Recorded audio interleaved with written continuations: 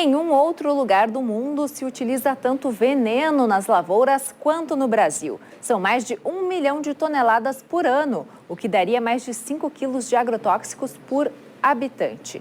A informação é do relatório divulgado pelo Instituto Nacional do Câncer.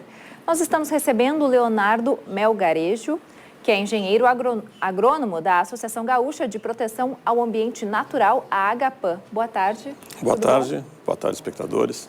Bom, o que significa essa notícia, de que o Brasil é o maior consumidor de agrotóxicos? O que significa para nós, brasileiros, e para o nosso meio ambiente? Bom, significa que a tecnologia utilizada na nossa agricultura leva em conta com maior relevância os valores econômicos associados à renda gerada na lavoura que os riscos para a saúde do consumidor e que os riscos para o ambiente. As preocupações de curto prazo estão sendo predominantes em relação a perspectivas mais conscientes de longo prazo. Quando você diz que o consumo brasileiro médio é de 5 litros, se dá uma ideia de um balde de veneno por pessoa ano, você está trabalhando com um valor que subestima a realidade. Esses 5 litros utilizam pessoas como nós que não trabalhamos com esse produto. Na região produtora é 30 litros por pessoa.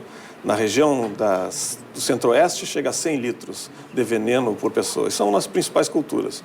O consumo de milho verde é um consumo arriscado. Quais as consequências, então, de tanto consumo de agrotóxicos? Existem consequências que não são bem definidas. A matéria anterior a respeito da emergência do grande surgimento de novas formas de alergia está associado ao consumo, à ingestão de alimentos. E o consumo de alimentos hoje ele é carregado com uma carga maior de veneno, exceto em situações onde se procuram alimentos limpos, alimentos de produção orgânica ou de base agroecológica. Há 3 dias, no Rio Grande do Sul, foi lançado o Plano Estadual de Agroecologia e Produção Orgânica.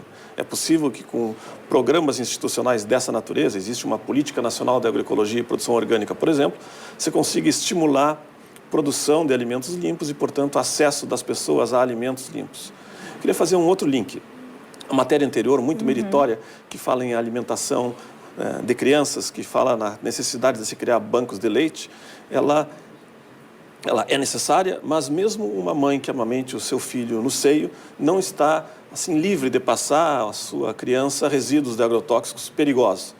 O exemplo mais grave é o exemplo do principal veneno utilizado nas lavouras brasileiras, o glifosato, recentemente apontado pelo Instituto Nacional do Câncer como cancerígeno. A Organização Mundial da Saúde também aponta esse produto como cancerígeno. E o crescimento da utilização dele no Brasil está associado ao crescimento das lavouras transgênicas tolerantes a esse produto. Portanto, com a expansão dessa tecnologia que oferece algumas facilidades aos agricultores, nós expandimos a margem de risco para consumidores, para o ambiente. São vários riscos para a saúde, mas em relação ao meio ambiente? Em relação ao meio ambiente, a alteração, talvez um exemplo claro ajude.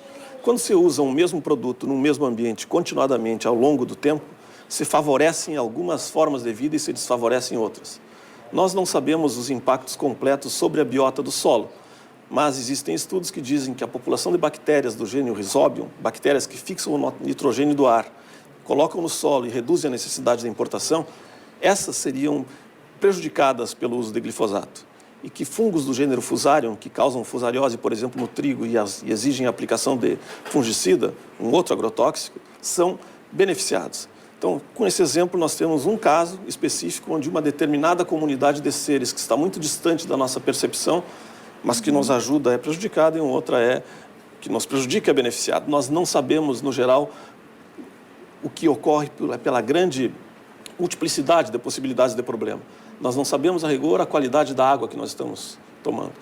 Boa parte desses venenos são solúveis em água, correm para os meios aquíferos, terminam sendo distribuídos nas torneiras do Brasil. E por que se consome tanto agrotóxico aqui no Brasil? Inclusive substâncias que são banidas em outros países se consomem aqui ainda. Por quê? Mais de 2 dezenas de produtos que são proibidos nos países de origem são utilizados no Brasil. Então, existem várias razões. A morosidade na reavaliação, a facilidade de ultrapassar nossas fronteiras secas via contrabando e o interesse imediatista das pessoas que trabalham na produção, considerando que o seu produto é dissociado de interesses dos consumidores ou de interesses de outros pontos da cadeia. De fato, quando uma pessoa menos consciente se vê diante da possibilidade de comprar um veneno a um preço ou comprar um outro a um terço do preço, fazendo uma análise de curto prazo, ele prefere comprar o de um terço do preço, independente dos riscos que isso implica. Mas, com a evolução da tecnologia, nós temos possibilidades que ainda não são bem definidas e possibilidades que já são bem definidas. Uma possibilidade ruim, bem definida, diz respeito à liberação pela CTN-Bio do plantio de milho e, em breve, soja tolerantes ao produto 2,4-D. O 2,4-D é um herbicida classificado como extremamente tóxico pela Anvisa e que vai substituir nas lavouras o glifosato, que é aquele que causa câncer, mas que é classificado como de baixa toxicidade. Então, com o avanço da tecnologia de produção, nós temos também um avanço dos riscos e dos problemas em decorrência do uso dessa tecnologia. Como o tempo é curto, eu queria fazer uma afirmativa a respeito do que podemos fazer. Sim. Podemos estimular decisões de senadores e deputados que nos acompanham, ou que nós acompanhamos. O senador Lazer Martins, a senadora Ana Amélia Lemos, o senador Paulo Paim podem se manifestar contra a alteração da lei que trata da rotulagem dos transgênicos. Sabendo que o produto é transgênico, saberemos que tem mais risco de carregar veneno. Deputados estaduais, nós temos 3 leis que tramitam na Câmara Estadual. Não temos tempo para isso? Nós estamos finalizando, mas é importante destacar, né, que é bom a população... tentar acompanhar a legislação. Exatamente. E tentar influenciar no que vem acontecendo. A gente ainda volta a falar sobre esse assunto, então, com mais tempo. Muito obrigada, então, Leonardo Melgarejo, engenheiro agrônomo da Agapan. Isso. Uma boa tarde. Boa tarde a todos, obrigado pela oportunidade.